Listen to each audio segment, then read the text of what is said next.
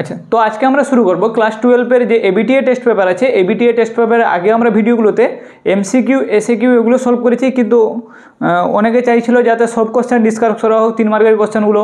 তো আজকে যে 137 এসসি যেটা করাবো ওটা এমসিকিউ এসএকিউ এর সহিত 2 মার্কের কোশ্চেন প্লাস 3 মার্কের কোশ্চেন তোমরা পিপিটি আকারে পেয়ে যাবে। আর পিডিএফ যেহেতু দেওয়া পসিবল নয়, পিডিএফের জন্য নাম্বার দিয়ে দিব, তোমরা ওটাই যদি মেসেজ করো তাহলে পিডিএফটা পেয়ে যাবে। আর হচ্ছে তোমরা এখান থেকে স্ক্রিনশট করে নিবে। ওকে, তো দেখো আমরা কি করব, আজকে 3 মার্কের কোশ্চেন সম্পূর্ণ আলোচনা করব। ওকে, খুব ভালোভাবে বুঝিয়ে দিব যাতে কোনো প্রবলেম না হয়। 3 মার্কের কোশ্চেন, 2 মার্কের কোশ্চেন, 1 মার্কের কোশ্চেন এবং এমসিকিউ। ওকে, অতি অল্প সময়ের মধ্যে ক্লিয়ার। তো দেখো, তাহলে দেখো, গেমিউল গঠনে ওজন সম্পন্ন করে কে? স্পঞ্জ, গেমিউল স্পঞ্জ, মনে রাখবে। ওকে, গর্ভযন্ত্রটা কি? গর্ভযন্ত্র তোমাদের বলে দিই। গর্ভযন্ত্র হচ্ছে যে আমাদের এক সেল যে আছে এটা হচ্ছে তোমাদের একটা গর্ভাশয়। ওকে, এটা হচ্ছে সাপোজ মানে পুরো ওভিউলের গঠন। ওভিউলের নিচের দিকে কি থাকে? সিনার্জিড সেল থাকে। আর কে থাকে? এক সেল থাকে। তো এই যে সিনার্জিড মানে সহকারী কোষ আর এক কোষ, টোটাল 3টা থাকে। উপরের দিকে তোমার অ্যান্টিপোডাল সেল থাকে, মাঝখানে নির্ণীত নিউক্লিয়াস N+N থাকে। তো যে নিচের দিকে থাকে মানে নিচে আর উপরে উল্টো হতে পারে, কারণ তোমার মাইক্রোপাইল কোন দিকে আছে ওটা তোমাকে দেখতে হবে। তাহলে এই যে এক সেলের সাথে দুটো সিনার্জিড সেল থাকছে ওটাকে আমরা বলবো গর্ভযন্ত্র। ওকে, তাহলে এখানে অপশান হবে ওই যে ডিম্বকার সহকারী কোষ। ওকে, বলছে যে প্রক্রিয়া স্পার্মাটিড থেকে স্পার্মাটোজোয়া তৈরি হয়ে থাকে কি বলে? তাকে স্পার্মিওজেনেসিস বলে। কি? Spermiogenesis, sperm formation. স্পার্মাটিড থেকে স্পার্মাটোজোয়াকে বলে স্পার্মিওজেনেসিস। পরের কোশ্চেন হচ্ছে, পরের কোশ্চেনটা একটু ক্যালকুলেশন টাইপের আছে। মা বর্ধান্ধতা রোগের বাহক। মা বাহক, বাহক মানে মা কেরিয়ার, বাবা হচ্ছে স্বাভাবিক, তাহলে হবে। দেখো কি হচ্ছে, তোমরা 4 বোর্ডটা দেখে নিচ্ছে। তাহলে এটা দেখো আমি কি বললাম যে যতগুলো মেয়ে আছে সব স্বাভাবিক হবে। ছেলের মধ্যে 50% ছেলে হবে বর্ধান্ধ আর 50% হবে স্বাভাবিক। পরে কোশ্চেন আছে সেন্ট্রাল ডগমার যে মডেল কোনটা? সেন্ট্রাল ডগমা তোমরা সবাই জানো ডিএনএ, ডিএনএ থেকে আরএনএ, আরএনএ থেকে প্রোটিন, এটা হচ্ছে সেন্ট্রাল ডগমা মডেল। আর ডিএনএ থেকে ঘুরে ডিএনএ হতে পারে। ওকে, পরে কোশ্চেন আছে কোনটি মিলার রুডের পরীক্ষায় ব্যবহৃত হয়নি? মিথেন, অ্যামোনিয়া, হাইড্রোজেন সবই ব্যবহৃত হয়েছিল। কার্বন ডাইঅক্সাইড অপশন আছে, এটাই ব্যবহৃত হয়নি। জেনেটিক ড্রিপ কোথায় দেখা যায়? জেনেটিক ড্রিপ ক্ষুদ্র পপুলেশনে। ওকে, অতি অল্প পপুলেশনে, ক্ষুদ্র পপুলেশনের মধ্যে জেনেটিক ড্রিপ দেখা যায়, এটা যেন মাথায় থাকে। কোনটি ম্যাটার্নাল অ্যান্টিবডি? ওকে, প্লাসেন্টা ভেদ করতে পারে, আইজিজি ম্যাটার্নাল অ্যান্টিবডি। ওকে, ডিপ্লিটার, ডিপ্লিটার মানে ডিপ্লিটার পদ্ধতিটা কি তোমার বলে দিই, এখানে কোশ্চেনও আছে। ডিপ্লিটার মানে হচ্ছে যে ওই যে ঘাসের উপর মুরগি, মানে মুরগিকে তুমি প্রতিপালন করবে, মুরগির শয্যার ব্যবস্থা যেখানে করা হয় ওটা হচ্ছে ডিপ্লিটার পদ্ধতি। ওকে, আর এই ডিপ্লিটার পদ্ধতি হচ্ছে পোলট্রি ফার্ম। ইকোআর1-এর আর কথাটি কি? ই ফর এসচেরিচিয়া, সিও মাঝখানে দুটো হচ্ছে, প্রথমটা আমরা রেস্ট্রিকশন এন্ডোনিউক্লিয়াসের নামকরণ যখন করি সেটা আছে EcoRI E for Escherichia, co for coli. Okay, আর তারপরে যে আর হচ্ছে, যেটা আর হচ্ছে স্ট্রেন থেকে, আর স্ট্রেন 1 নম্বর হচ্ছে নাম্বার অফ আইসোলেশন। তাহলে আরটা কি? আরটা হচ্ছে স্ট্রেন। ওকে, টেক পলিমারের যে উৎসেচকের উৎস কি? টেক পলিমারের যে উৎসেচকের উৎস হচ্ছে, এটা একটা উৎসেচক কি বললাম না, উষ্ণ প্রস্রবণকারী বসবাসকারী উৎসেচক, থার্মোফিলিক ব্যাকটেরিয়া। জাঙ্গল উদ্ভিদ বা জেরোফাইটের বৈশিষ্ট্য কি? জাঙ্গল উদ্ভিদ যারা আছে ওদের পুরু কিউটিকল হয়, ওদের পত্ররন্ধ্র নিমজ্জিত হয়, ওদের জলধারণ কলার উপস্থিতি থাকে, মানে এখানে কি সব কিছুই। এইটা যদি তোমরা সব কিছু শুধু মুখস্থ করলে হবে না, তোমরা 3টা পয়েন্ট মুখস্থ করে নিলে জাঙ্গল উদ্ভিদের জেরোফাইটের বৈশিষ্ট্য আসলে লিখতে পারবে। ওকে, জীব ভরে উল্টানো বা বিপরীত পিরামিড কাজে দেখা যায়? উল্টানো পিরামিড, ওকে, মানে হচ্ছে ক্ষুদ্র থেকে বৃহত্তর পিরামিড, উল্টানো পিরামিড, জলাভূমির বাস্তুতন্ত্র, এটা যেন মাথায় থাকে। তারপরে দেখো যানবাহন থেকে নির্গত সবচেয়ে ক্ষতিকারক দূষক পদার্থ কি?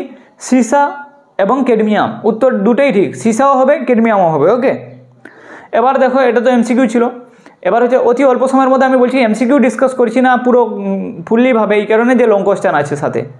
দেখো 1 মার্কের যে কোশ্চেন আছে, টেস্ট টিউব বেবি উৎপাদন কিসের মাধ্যমে? টেস্ট টিউব বেবি হচ্ছে IVFET, ইনভিট্রো ফার্টিলাইজেশন, আর হচ্ছে এমব্রায়ো ট্রান্সফার, এটা হচ্ছে টেস্ট টিউব বেবির যে পদ্ধতিটার নাম। ট্রান্সক্রিপশনের সময় সিগমা ফ্যাক্টরের কাজ কি? সিগমা ফ্যাক্টর হচ্ছে, দেখো ট্রান্সক্রিপশন মানে হচ্ছে তোমার কি ডিএনএ থেকে আরএনএ হবে, ওটা হচ্ছে ট্রান্সক্রিপশন। ট্রান্সক্রিপশনের জন্য যে আমার যে একটা প্রোমোটার স্ট্যাম্প থাকে, ওখানে হচ্ছে আমাকে যে পলিমারেজ এনজাইমকে যুক্ত হতে হবে, সেটা যুক্ত করতে সাহায্য করে কে? আমার সিগমা ফ্যাক্টর। কারণ যদি সিগমা ফ্যাক্টর না থাকে, আলফা, আলফা ডেস, বিটা টু, ওমেগা, এটা যে থাকে এটা হচ্ছে নর্মাল এনজাইম, ওর সাথে যখন সিগমা ফ্যাক্টর যুক্ত হয় তখন ওটা হচ্ছে কোর এনজাইম কনভার্ট হয়। ওকে, হলো এনজাইমে হয়। তাহলে কি হচ্ছে, এই যে আমার সিগমা ফ্যাক্টর আছে ও কি করে প্রোমোটারকে চিনতে সাহায্য করে আর এই ট্রান্সক্রিপশনের সূচনা দেয়। তারপরে হচ্ছে গাইরেজ উৎসেচকের কাছে, গাইরেজ মানে হচ্ছে এক কথায় ট্রোপোআইসোমারেজ। এ কী করে, যে ডিএনএর যে নেগেটিভ সুপার কয়েলিং, যেটা পজিটিভ সুপার কয়েলিং থাকে ওটাকে খুলতে সাহায্য করে। মানে ডিএনএর পজিটিভ সুপার কয়েলিং মানে হচ্ছে অতি কুণ্ডলিখিত অবস্থা, ডিএনএ তো পিছিয়ে পিছিয়ে থাকে, এবার ওকে তো মাঝখান থেকে ভাঙতে হবে, ডিএনএটাকে স্ট্র্যান্ডটাকে সোজা করবে যাতে ওই যে কয়েলিংটাকে ওর খুলতে সাহায্য করে কে, গাইরেজ বা ট্রোপোআইসোমারেজ 1। প্যারাটোপ কাকে বলে, প্যারাটোপটা হচ্ছে অ্যান্টিবডির অংশ। একটা দুটো জিনিস গুলিয়ে না যায়, একটা হচ্ছে এপিটোপ, প্যারাটোপ। এপিটোপ হচ্ছে অ্যান্টিবডির অংশ, অ্যান্টিজেনের অংশ, আর প্যারাটোপ হচ্ছে অ্যান্টিবডির অংশ। আরেকবার বলছি, এপিটোপ যেটা আছে ওটা অ্যান্টিজেনের অংশ বিশেষ, আর প্যারাটোপ যেটা হচ্ছে ওটা অ্যান্টিবডির অংশ। তাহলে প্যারাটোপ কাকে বলে, অ্যান্টিবডির যে অংশে অ্যান্টিজেনের এপিটোপ বাইন্ড করে সেটাকে আমরা বলবো প্যারাটোপ। কি বললাম, অ্যান্টিবডির যে অংশে অ্যান্টিজেনের এপিটোপ বাইন্ড করে সেটাকে আমরা বলবো প্যারাটোপ। ওকে, ইকো আর1-এর রেস্ট্রিকশানে নেই কি, ইকো আর1 হচ্ছে পেলিন্ড্রোমিক সিকোয়েন্স খুঁজে, ওর যে রেস্ট্রিকশন সাইটটা বলছি শোনো, 5 to 3, 3 to 5। দেখো 5 to 3 কি যাচ্ছে, GAATTC, আর আবার 3 থেকে 5 গেলে কি GAATTC। তো ওই জিতে উপরের দিকে জিতে, নিচের দিকে জিতে কাট করবে, যেটা হচ্ছে স্টিকি এন্ড। ওকে, মানে এরকম করে থাকবে স্টিকি এন্ড। ওকে, একটি কৃত্রিম গ্রিন হাউস গ্যাসের নাম কি, যেটা মানুষ সৃষ্ট, আমরা জানি CFC, ক্লোরোফ্লোরোকার্বন, একটা কৃত্রিম গ্রিন হাউস গ্যাস। পরে কোশ্চেন হচ্ছে পলিএমব্রেনি বহুভ্রূণতা কি আর পেরিস্পার্ম কাকে বলে। এটা আছে, এটা 2 মার্কের কোশ্চেন, এগুলো মন দিয়ে শুনে নাও। 2 মার্কের কোশ্চেন বারবার বলেছে পলিএমব্রেনি বা বহুভ্রূণতা কি, যখন এটা এখানে দিইনি এই কারণ এর আগেও ডিসকাস করেছি। দেখো পলিএমব্রেনি মানে হচ্ছে যখন একটা বীজ থেকে একাধিক ভ্রূণ উৎপন্ন হয় তখন তাকে আমরা বলবো বহুভ্রূণতা বা পলিএমব্রিয়নি। এর এক্সাম্পল হচ্ছে পাইনাস সাইকাস। ওকে, এখানে ভালো একটা কোশ্চেন দিচ্ছে, পেরিস্পার্ম কাকে বলে। পেরিস্পার্ম কাকে বলে উদাহরণে দিয়ে দিচ্ছে। দেখো ডিম্বকের ভিতরে কে থাকে, আমাদের নিউসেলাস থাকে। ডিম্বক মানে ওভিউলের ভিতরে নিউসেলাস থাকে, যে কোষটা, ওকে, ভ্রূণাস্থলীর ভিতরে যে কোষটা থাকে সেটা হচ্ছে নিউসেলাস। তো ডিম্বকের মধ্যে যে ভ্রূণপোষক কলা যেটা নিউসেলাস আছে সেটা ভ্রূণের পরিস্ফুটনের সময় সম্পূর্ণভাবে ব্যবহৃত হয়ে যায়। নিউসেলাসটা যখন ভ্রূণটা ম্যাচিওর হয় তখন সম্পূর্ণভাবে ব্যবহৃত হয়ে যায়। তবে কোনো কোনো বীজের ক্ষেত্রে এই ভ্রূণপোষক কলার কিছু অংশ অবশিষ্ট শস্যের বাইরে একটা পাতলা আবরণ তৈরি করে, তাকে আমরা বলবো পেরিস্পার্ম। মানে যে ভ্রূণপোষক কলা যেটা আছে নিউসেলাস সম্পূর্ণভাবে ম্যাচিওর, যখন আমাদের ভ্রূণটা ম্যাচিওর হয় তখন ব্যবহৃত হয়ে যায়। কিন্তু কিছু কিছু বীজের ক্ষেত্রে এই কলার কিছু অংশ থেকে যায় আর সেটা একটা ত্বক গঠন করে, এটাকে আমরা বলবো পেরিস্পার্ম। আর এক্সাম্পল হচ্ছে রেডি। পরের কোশ্চেন হচ্ছে পলিজেনিক উত্তরাধিকার কি, মাল্টিজেনিক ওকে ইনহেরিটেন্স। পলিজেনিক উত্তরাধিকারটা কি, দুটি বা তার বেশি লোকাসে অবস্থিত এলিলিক জিন যদি একটা ফিনোটাইপ বৈশিষ্ট্যকে নিয়ন্ত্রণ করে তাকে আমরা বলবো মাল্টিজেনিক বা পলিজেনিক উত্তরাধিকার। মানে হচ্ছে নর্মাল প্লিওট্রপি কি, যে অনেকগুলো জিন মিলে একটা জিন থেকে অনেকগুলো ক্যারেক্টার প্রকাশ পাবে, সেটা হচ্ছে প্লিওট্রপি। কিন্তু অনেকগুলো জিন যদি একটা ফিনোটাইপকে প্রকাশ করে সেটাকে আমরা বলবো মাল্টিজেনিক। পরের কোশ্চেন হচ্ছে অর্গানিক ফার্মিং কাকে বলে, যাকে বাংলায় বলে জৈব কৃষি ব্যবস্থা। মানে এখানে কি কেমিক্যাল, রাসায়নিক সার কীটনাশক বাদ দিয়ে, রাসায়নিক সার কীটনাশক বাদ দিয়ে জৈবিক পদ্ধতিতে যদি আমরা চাষবাস করি তাহলে সেটাকে আমরা বলবো অর্গানিক ফার্মিং। পরের কোশ্চেন হচ্ছে সিওডি কি, সিওডি হচ্ছে কেমিক্যাল অক্সিজেন ডিমান্ড। ওকে, এবার দেখো সিওডির মানেটা কি, ডেফিনেশন যদি আসে ডেফিনেশনটা লিখবে, কোনো জলে নির্দিষ্ট তাপমাত্রায় নির্দিষ্ট রাসায়নিক পদার্থ দ্বারা যে পরিমাণ জলে দ্রবীভূত জৈব পদার্থকে জারিত হয় ওই জলের রাসায়নিক অক্সিজেন চাহিদা বা সিওডি বলে। একটা কথা বলে দিই, কোনো জলের মধ্যে জৈব বস্তু আছে ওকে ডিগ্রেড করতে যে পরিমাণ কেমিক্যালের অক্সিজেন প্রয়োজন, মানে রাসায়নিক পদার্থ দ্বারা ওকে ডিগ্রেড করবে যতটা অক্সিজেন প্রয়োজন সেটা হচ্ছে সিওডি। আর বিওডি হচ্ছে ওকে জৈব বস্তু দিয়ে জারিত করতে যতটা অক্সিজেন লাগে ওটা হচ্ছে বিওডি। একটা হচ্ছে কেমিক্যাল আর একটা হচ্ছে বায়োলজিক্যাল। কেমিক্যাল মানে হচ্ছে কোনো জৈব বস্তুকে যদি তুমি জারিত করতে যাও কেমিক্যালের উপস্থিতিতে তার জন্য প্রয়োজনীয় অক্সিজেনকে আমরা বলবো সিওডি। পরের কোশ্চেন হচ্ছে হাইব্রিড ভিগর বা হেটারোসিস কি। হাইব্রিড ভিগর এটা এর ইংরেজিটা হচ্ছে হেটারোসিস। ওকে, দেখো এর অপর নাম হাইব্রিড ভিগর বা হেটারোসিস কি, বলছে জিনগত রূপে ভিন্ন, মানে জেনেটিকলি দুটো সেপারেট, জিনগত রূপে ভিন্ন দুটি বিশুদ্ধ জীবের সংকরায়নের ফলে যখন যন্ত্রিত জীব অপেক্ষা অধিক উন্নত, অধিক উৎপাদনশীল, অধিক গুণাবলীযুক্ত অপত্য সৃষ্টি হয় তাকে আমরা বলবো হাইব্রিড ভিগর বা হেটারোসিস। দেখো ভালো করে বন্ধু শোনো, হাইব্রিড ভিগর কাকে বলে, বলছে জেনেটিকলি আইসোলেটেড মানে জিনগতভাবে ভিন্ন দুটি জীবের মধ্যে তুমি সংকরায়ন করালে যেটা অপত্য যে সৃষ্টি হবে সেটা যন্ত্রিত থেকে, মানে যে বাচ্চা হবে সে মায়ের থেকে মানে প্যারেন্টাল জনু থেকে বাবা মার থেকে অনেক উন্নত, অনেক উৎপাদনকারী, অনেক ক্ষমতা সম্পন্ন, তাকে আমরা বলবো হাইব্রিড ভিগর। মানে বাবা 1 নম্বর বেটা 10 নম্বর, বুঝতে পারছি তো। তো এটাই হচ্ছে আর কি হেটারোসিস মানে কি, হাইব্রিড ভিগর মানে হচ্ছে যে দুটো আলাদা আলাদা জিনের মধ্যে তুমি সংকরায়ন করাবে, তারপরে তোমার যে অপত্য সৃষ্টি হবে সেই অপত্যটা হচ্ছে প্যারেন্টাল থেকে অনেক উন্নত হবে, এটাকে বলো হাইব্রিড ভিগর। ক্লিয়ার? জিএমও কি, জেনেটিক্যালি মডিফাইড অর্গানিজম, এটা হচ্ছে কোথায় আছে জিএমও, আমাদের বায়োটেকনোলজির দান। চিরাচরিত ব্রিডিং পদ্ধতির পরিবর্তে, মানে নর্মালি যে ব্রিডিং করা হয় এর সাথে তাকে মিক্সড করা হয়, তার সাথে মিক্সড করা হয়, এগুলো বাদ দিয়ে প্রাণী, উদ্ভিদ, ছত্রাক, অণুজীবদের মধ্যে জিন প্রবেশ করিয়ে যে জীব সৃষ্টি করা হয় ওটা হচ্ছে জিএমও। যেমন কোন কিছুর ভিতরে আমরা কি বলেছিলাম যে একটা চাল তৈরি হয় না, ভিটামিন এ যুক্ত চাল, ওকে, গোল্ডেন রাইস, তো তার ক্ষেত্রে কি করা হয় যে ওই ভিটামিন এ এর জিন ঢুকিয়ে দেওয়া হয়। আচ্ছা, ইনসুলিন তৈরি করা হয়, ইনসুলিনের ক্ষেত্রে কী হচ্ছে ব্যাকটেরিয়ার ভিতরে আমাদের যে হিউম্যান ইনসুলিনের জন্য দায়ী জিনটাকে প্রবেশ করানো হয়। তো ওটাই বলছে জিএমও মানে হচ্ছে যে কোনো নর্মাল পদ্ধতি বাদ দিয়ে যদি আমরা প্রাণী, উদ্ভিদ, ছত্রাক, মাইক্রো অর্গানিজম ওদের ভিতরে যদি জিন প্রবেশ করিয়ে আমরা নতুন জীব সৃষ্টি করি তাহলে সেটাকে আমরা কি বলবো জিএমও। পরে কোশ্চেন হচ্ছে ইকোটন কাকে বলে। ইকোটন মানে হচ্ছে দুটো বাস্তুতন্ত্রের মধ্যবর্তী এলাকা। কি বললাম, দুটি পৃথক বাস্তুতন্ত্র আছে, ওর যে মাঝখানে যে রাস্তাটা আছে ওটাকে আমরা বলবো দুজনের বাড়ি দু সাইডে আছে, মাঝখানে রাস্তা হচ্ছে ইকোটন। ক্লিয়ার? অম্লবৃষ্টির ক্ষতিকারক প্রভাব কি, এটা সবাই জানে। অম্লবৃষ্টি কি ক্ষতি করতে পারে? অম্লবৃষ্টি আমাদের মাটির উপর প্রভাব ফেলতে পারে। অম্লবৃষ্টি মানে কি? অম্লবৃষ্টি মানে হচ্ছে অ্যাসিড বৃষ্টি। অ্যাসিডটা কি, যে H+ আয়নের কনসেন্ট্রেশন বেশি, তাহলে নর্মাল যদি যত অ্যাসিডিক কন্ডিশন থাকার কথা পিএইচের মান, যদি ওর H+ এর মান বেশি হয় তাহলে পিএইচ আরও বাড়বে। পিএইচ হচ্ছে negative log of H+ ion. তাহলে এখানে কি হচ্ছে যে যখন মাটির উপর কী প্রভাব পড়বে, যে মাটিতে যখন অ্যাসিড বৃষ্টি হচ্ছে, যদি মাটিতে বসবাসকারী যে সমস্ত অণুজীব বা জীব বা উদ্ভিদ ওগুলো যদি ওই পিএইচের ব্যালেন্স সহ্য না করতে পারে ওগুলো ডিগ্রেড হয়ে যাবে। তারপরে কিসের উপর স্টোন ক্যান্সার হয়, যদি কোনো মূর্তি বা মার্বেল পাথরে তৈরি এর উপর অ্যাসিড বৃষ্টি হয় তাহলে ওখানে কী হচ্ছে স্টোন ক্যান্সার হচ্ছে, ক্ষয়ের দাগ থেকে যাবে। গাছপালার উপর পড়লে গাছপালার পাতা ঝরে যাবে। মানুষের উপর পড়লে ত্বকে ক্যান্সার সৃষ্টি হতে পারে। তো এইগুলো হচ্ছে অ্যাসিড বৃষ্টির প্রভাব। তো এই ছিল 2 মার্কের কোশ্চেন, আশা করি তোমরা বুঝতে পেরে গেছো। পরে হচ্ছে 3 মার্কের কোশ্চেন। 3 মার্কের কোশ্চেন অনেক ইম্পর্ট্যান্ট, আর এগুলো কেউ আশা করি সলভ করে দেয়নি। তোমরা যদি বই নিয়ে খুঁজতে বলছো তোমাদের সময় লাগবে, তোমরা এখানে ফ্রিতে পেয়ে যাচ্ছ, তো আরামসে তোমরা দেখবে। ওকে, তাহলে দেখো, আর অবশ্যই বলবো না চ্যানেলটাকে সাবস্ক্রাইব করতে, কারণ ওরকম কোনো প্রয়োজন নেই, যার যেটা প্রয়োজন হবে সে সেটাই করো। ওকে, বলে ওরকম সাবস্ক্রাইব করানোর কোনো প্রয়োজন হয় না। তাহলে দেখো, প্রথম কোশ্চেন হচ্ছে যে 3 মার্কের একটা কোশ্চেন, জলপরাগী ফুলের বৈশিষ্ট্য কি, বিষম পরিণতি বা ডাইকোগেমি কি। জলপরাগী ফুল কি হতে হবে, তোমাদের বলে দিই ফুলগুলি সচরাচর ক্ষুদ্র আর বর্ণহীন হতে হবে। কারণ যদি ফুলগুলো ক্ষুদ্র না হয় তাহলে প্রবলেম আছে না, বড় হলে সে ডুবে যাবে। আর যদি সে বর্ণহীন না হয়, দেখতে ভালো লাগলে যে কেউ খেয়ে নিবে, উঠিয়ে নিয়ে পালিয়ে যাবে, স্বাভাবিক যেটা। 2 নম্বর হচ্ছে ফুলের গন্ধ আর মকরন্দ থাকে না। আর কী হওয়া প্রয়োজন, ফুলের গন্ধ আর মকরন্দ থাকে না, নাহলে পাখিটা কি তো খেয়ে নিত। আর কি হচ্ছে জলে ভাসমান উদ্ভিদের গর্ভমুণ্ড যেটা আছে ওর যে রোমযুক্ত হওয়া প্রয়োজন। ওকে, আর কি হওয়া প্রয়োজন, আঠালো হওয়া প্রয়োজন। কারণ যখন পুংরেণু উঠে আসবে, গর্ভমুণ্ড যদি রোমযুক্ত বা আঠালো না থাকে তাহলে সে এসে একে দেখে এর সাথে দেখা করে ওদিকে অন্যদিকে পালিয়ে যাবে।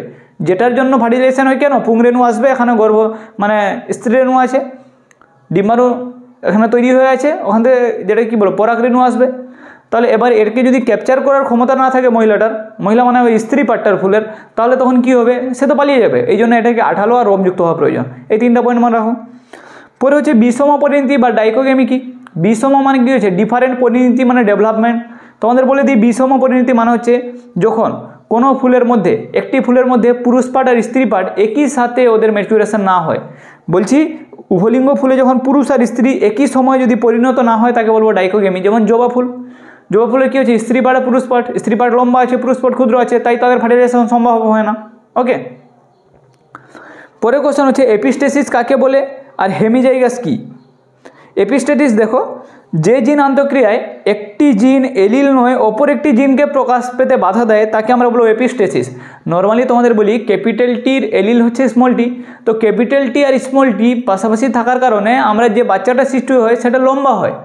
শঙ্কর লম্বা হলে কি লম্বার জিনটা প্রকাশ পাচ্ছে, তাহলে ক্যাপিটাল টি স্মল টিকে কি স্মল টির উপর ডমিনেন্ট করছে। এপিস্টেসিসও হবে কেউ কারোর এলিল নয়, তবুও কী করবো ওকে ওর প্রকাশ পেতে বাধা দিয়ে দিবে। মানে সাপোজ ক্যাপিটাল টি চলে গেলো স্মল আর এর কাছে, ওকে বাধা দেওয়ার, তখন এটা হচ্ছে এপিস্টেসিস। ওকে, হেমিজাইগাস কি? হেমিজাইগাস বলি যদি কোনো জীবের কোনো বৈশিষ্ট্য নির্ধারণে একটি মাত্র জিন থাকে, হেমিজাইগাস। হেমিজাইগাস আর হোমোজাইগাস সম্পূর্ণ আলাদা। হোমোজাইগাস মানে হচ্ছে ক্যাপিটাল টি, যখন ওটা হচ্ছে বিশুদ্ধ লম্বা বা বিশুদ্ধ বেটে, মানে একই দুটো যে এই জিনটা আছে যদি জোড়ায় জোড়ায় অবস্থান করে, সেটা হচ্ছে হোমোজাইগাস। হেমিজাইগাস কি বলছে, যদি কোনো জীবের বৈশিষ্ট্য নির্ধারণ একটি মাত্র জিন থাকে, তাহলে সেটাকে আমরা বলবো হেমিজাইগাস। ক্লিয়ার? অথবা দিয়ে কোশ্চেন আছে, সহপ্রকর্তা কি? মাল্টিপল এলিলের এক্সাম্পল দাও। সহপ্রকর্তা হেটারোজাইগাস অবস্থায়, হেটারোজাইগাস মানে কি? Capital T small tea. Heterozygous অবস্থায় উভয় জিনের বৈশিষ্ট্য যখন একই সঙ্গে প্রকাশ লাভ করে, তখন তাকে আমরা বলবো প্রকট জিন, আর এই ধর্মকে আমরা বলবো সহপ্রকর্তা। ওকে, সহপ্রকর্তা কি বললাম বুঝতে পেরেছ?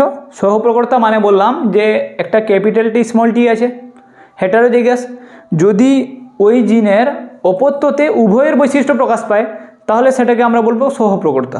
ক্লিয়ার? আর পরে কোশ্চেন আছে ওর সাথে যে মাল্টিপল এলিডের এক্সাম্পল কি? মাল্টিপল এলিডের এক্সাম্পল হচ্ছে এবিও ব্লাড গ্রুপ। ওকে, মানে এবিও, এ বি ও, তিনটার জন্য কতগুলো জিন আছে? এ জিন, বি জিন, এবি জিন, আই জিন। ওকে, পরে কোশ্চেন হচ্ছে লিডিং আর লেগিং তন্তুটা কি? লিডিং তন্তুটা হচ্ছে যে ডিএনএর একটা তন্তু আছে যেটা কন্টিনিউয়াস, আরেকটা হচ্ছে ডিসকন্টিনিউয়াস।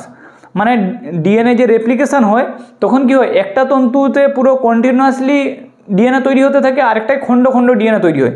তো যেটায় কন্টিনিউয়াস হয়, ওকে, অবিচ্ছিন্ন, সেটাকে আমরা বলবো লিডিং। আর যেটাতে মানে কন্টিনিউয়াস হয় না, অকার্যকী খণ্ডযুক্ত হয়, ওটাকে আমরা বলবো লেগিং। ক্লিয়ার? পরে কোশ্চেন আছে সিম্পেটিক প্রজাতি কি? তোমাদের স্পেসিয়েশনের একটা ব্যাপার বলে দিই, যে এই হচ্ছে তোমাদের একটা ছবি দেখো, এখানে এলোপ্যাথিক, প্যারাপ্যাথিক আর সিম্পেটিক দিয়েছে। যদি কোনো একটা স্পিসিস ছিল একটা এরিয়ায়, মাঝখান থেকে জিওগ্রাফিক্যাল বেরিয়ার হয়ে গেল, মানে কি বলছি, যে কোনো পাহাড় পর্বত বা কি যেভাবে আইসোলেট দুটো হয়ে গেল, তাহলে সেটাকে আমরা বলবো যে এলোপ্যাথিক। প্যারাপ্যাট্রিক মানে হচ্ছে যদি ওইখান থেকে কিছুগুলো সরে গিয়ে, কোনো বেরিয়ার হয়নি, ওইখান থেকে কোনো জীব সরে গিয়ে কিছুগুলো ওদের যদি নিজের একটা কমিউনিটি গঠন করে, তাহলে সেটাকে বলবো প্যারাপ্যাট্রিক। আর সিম্পেট্রিক মানে হচ্ছে ওদের মধ্যেই যদি কোনো জিন ডমিনেট হয়ে ওদের মধ্যেই যদি ভেরিয়েশন, ওই পপুলেশনের মধ্যে ভেরিয়েশন চলে আসে, তাহলে সেটাকে হচ্ছে সিম্পেট্রিক। কি বললাম বুঝতে পেরেছ? পরের কোশ্চেন হচ্ছে যে হ্যাপটেন জিনিসটা কি? হ্যাপটেন মানে হচ্ছে অ্যান্টিজেন যে আছে না বাবু, অ্যান্টিজেন নিজে সে এফেক্ট করতে পারে না আমাদের বডিতে। অ্যান্টিজেন হচ্ছে অ্যান্টিজেন কারো সংস্পর্শে আসে, তখন সে পূর্ণ অ্যান্টিজেন হিসেবে তৈরি হয়। আর ওই যে বাহক অণুটা যেটা আছে অ্যান্টিজেনের সাথে যুক্ত হয়, সেটাকে বলবো হ্যাপটেন। কি বললাম? সাধারণ হ্যাপটেন মানে অ্যান্টিজেন কোনো কাজের নয়, ওটা প্রকৃত নয়, মানে ওটা ফুললি ডেভেলপ নয়। অ্যান্টিজেনের সাথে যখন কোনো মলিকুল যুক্ত হয়, যেটাকে বাহক অণু বলবো, সেই হচ্ছে হ্যাপটেন, যেটা অ্যান্টিজেনকে পূর্ণতা দেয়। ওকে, তাহলে ডেফিনেশনটা তোমরা দেখে নাও। যেসব নিম্ন আণবিক ভরযুক্ত রাসায়নিক পদার্থ পূর্ব থেকে তৈরি অ্যান্টিবডির সঙ্গে যুক্ত হতে পারে, কিন্তু নিজেরা এককভাবে অ্যান্টিবডি উৎপাদনে অক্ষম, তাদের হ্যাপটেন বলে।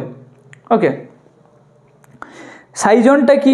সাইজন হচ্ছে কথা থেকে হয় প্রি এরিথ্রোসাইটিক সাইকেল আছে না, যখন ওই যে মশা স্পোরোজয়েট, মেরোজয়েট, সাইজন, এই দোষগুলো মানে কি হচ্ছে, যখন ওই যে এটা কি রোগটা হয় না, ম্যালেরিয়া, ওকে, মশার কামড়ে, প্লাজমোডিয়াম ভাইভাক্সের লাইফ সাইকেল ভিডিওটা আছে তোমাদের।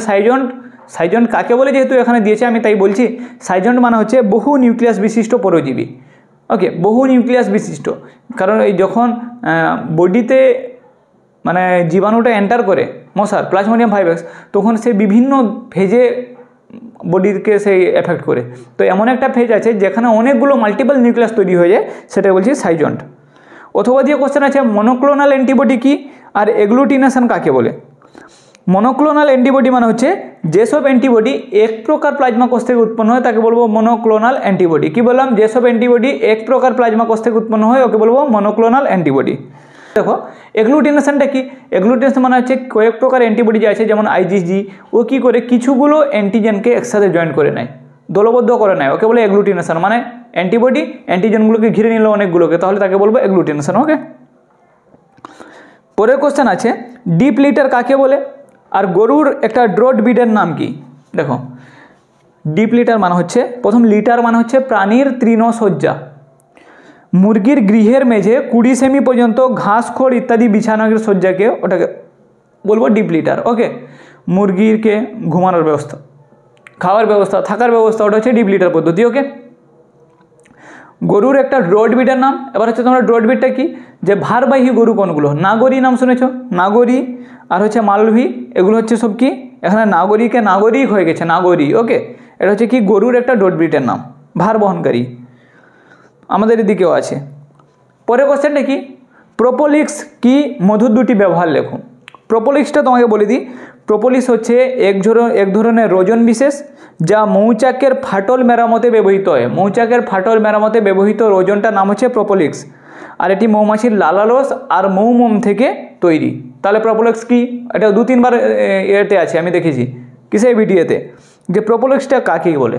বলছে এটি এক ধরনের রোজন বিশেষ যে মৌমাছির ফাটল, মানে মৌমাছি বলছি, মৌমাছির ফাটল না, মৌচাকের ফাটল মেরামতে ব্যবহৃত হয়। আর হচ্ছে এটি কোথা থেকে তৈরি হয়, মৌমাছির লালারস আর হচ্ছে মৌমোম যে আছে ওর মিশ্রণ থেকে তৈরি হয়। ক্লিয়ার। মধুর দুটি ব্যবহার, মধুর ব্যবহার তোমরা জানো যে মধু বিস্কুট, কেক, জ্যাম, জেলি এগুলো তৈরিতে ব্যবহার করা হয়। কোষ্ঠকাঠিন্য নিরাময়ে মধু ভালো কাজ করে। বাচ্চা যদি মানে শিশু যেগুলো আছে অপুষ্টিতে ভুগে বা সর্দি কাশিতে ভুগে, রক্তাপ্লতায় ভুগে, এগুলোর জন্য মধু খুবই দরকারি। অথবা দিয়ে কোশ্চেন আছে। ওকে, পোলট্রি ফার্ম ম্যানেজমেন্ট কি। পোলট্রি ফার্ম ম্যানেজমেন্ট তোমরা জানো যে মুরগিকে লালিত পালিত করার যে একটা বিশেষ পদ্ধতি আছে, সেটা হচ্ছে পোলট্রি ফার্ম, থাকা, খাবার সব কিছুর ব্যবস্থাকে। ওকে, পোলট্রি ফার্ম ম্যানেজমেন্ট। আর ওর মুরগির একটা রোগের নাম, ব্যাকটেরিয়া ঘটিত রোগ, কলেরা। ওকে, পরে যে কোশ্চেন আছে, ইনসুলিন উৎপন্নে বায়োটেকনোলজির ভূমিকা। ইনসুলিনটা এখানে দিচ্ছি না, কারণ ইনসুলিন নিয়ে ভিডিও আছে, তোমরা দেখে নিবে। এটা কিছু না, ইনসুলিন উৎপাদনে A chain, B chain, C chain থাকে, একটা চেন কাজে লাগে না, দুটো চেনকে জয়েন করে দিলে ইনসুলিন তৈরি হয়ে যাচ্ছে। ওকে, আচ্ছা, এসসিআইডির পুরো নাম আগেরবার দেওয়া হয়েছে, পড়ে নাও। এবার কোশ্চেনটা আছে, টিআই প্লাজমিডটা কি। টিআই প্লাজমিড কি, আর একটা ট্রান্সজেনিক গরুর নাম কি।